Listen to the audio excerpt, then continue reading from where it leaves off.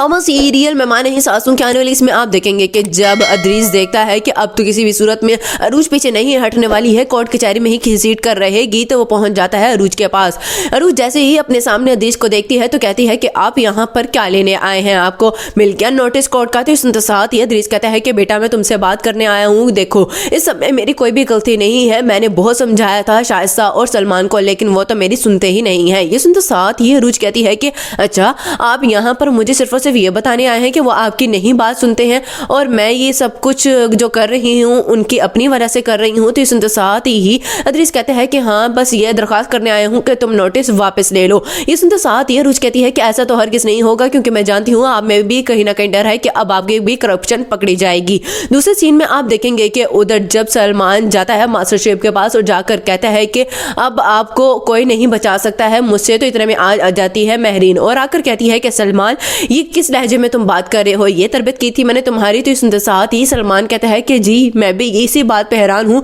कि आप तो वो थी ना जो मेरे लिए अपनी जान भी देने के लिए तैयार हो जाती थी, मैं अगर नहीं बोलता था तो आपकी तबीयत खराब हो जाती थी, अब आपकी कैसे तबीयत संभल गई। सुनते साथ ही महरीन कहती है कि कैसे संभल गई ये मैं तुम्हें बता दूंगी, लेकिन तुम कुछ तो वो लम्हात याद करो जो मैंने तुम्हारे साथ बिताए थे, क्यों अपनी इस ममता को तुम खत्म करवाना चाहते हो मुझसे। ये सुनते साथ ही सलमान कहते हैं कि जो करना है करें लेकिन अब मैं वही करूंगा जो मेरा दिल करेगा। ये सुनते साथ ही मेरीन कहती है कि आखिरकार तुम्हारे अंदर मौजूद है खून शाइस्ता और इदरीस का। लास्ट सीन में आप देखेंगे कि उधर जब